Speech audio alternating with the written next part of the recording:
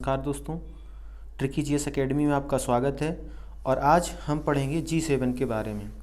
G7 का full form होता है ग्रुप ऑफ 7। और ग्रुप ऑफ 7 के सदस्य कितने हैं इसको हम ट्रिक से पढ़ेंगे और आज के बाद आप कभी भी नहीं भूलेंगे। और दोस्तों, आप इस तरह से पढ़ेंगे तो आपका जीएस बहुत जल्दी ही कवर हो जाएगा और बहुत आसानी से आप चीज़ों को याद रख सकते हैं। तो अपने पढ़ने का नज़रिया बदलें और इस तरह से पढ़ें। तो G7 का फुल फॉर्म होता है ग्रुप ऑफ 7। ग्रुप ऑफ 7 यानी ये 7 देशों का एक संगठन है जो मिलकर काम करता है। तो G7 की स्थापना 25 मार्च 1973 को हुई थी, ठीक है। और इसके सदस्य देशों की संख्या है 7। अब इन 7 देशों से क्वेश्चन आ जाता है कि निम्न में से कौन सा G7 का सदस्य है या कौन सा सदस्य नहीं है।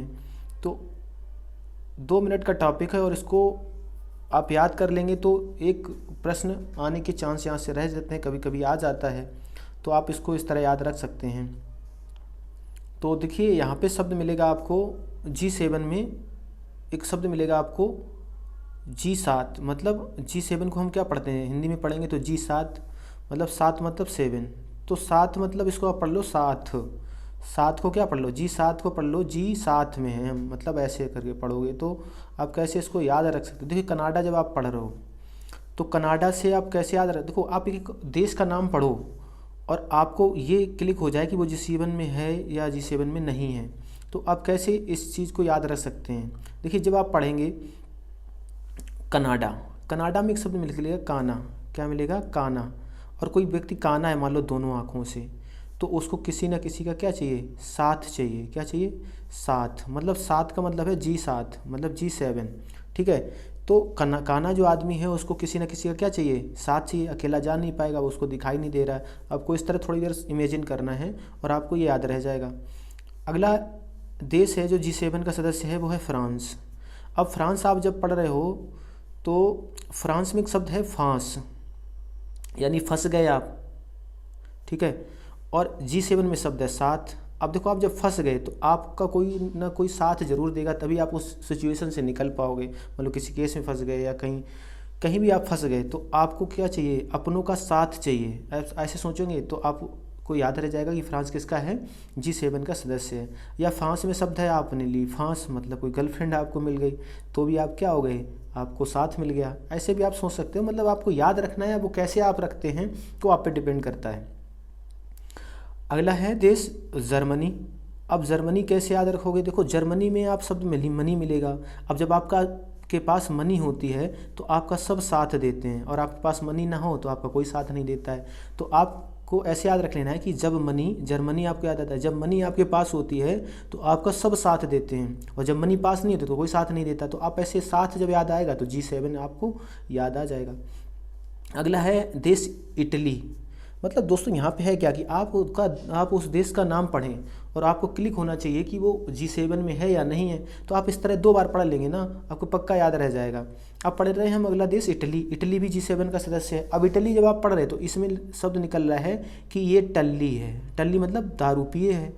अब वो टल्ली आदमी होता है तो आपने देखा होगा कि टल्ली आदमी को कोई बुलाने जाता है, उसको पकड़ के ला रहे होते हैं कि वो डगमगा रहा होता है। मान लो घर का कोई मेंबर गया उसको बुलाने और वो चलने की स्थिति में नहीं है, तो वो टल्ली जो आदमी है उसको भी ना किसी का क्या चाहिए, साथ चाहिए। अब तुमने भी देखा, अगर आदमी टल्ली हो जाता है तो उसके साथ कोई ना कोई ज़रूर होता है। मतलब ये तो एक और दारूबाज होगा जो उसके साथ में होगा।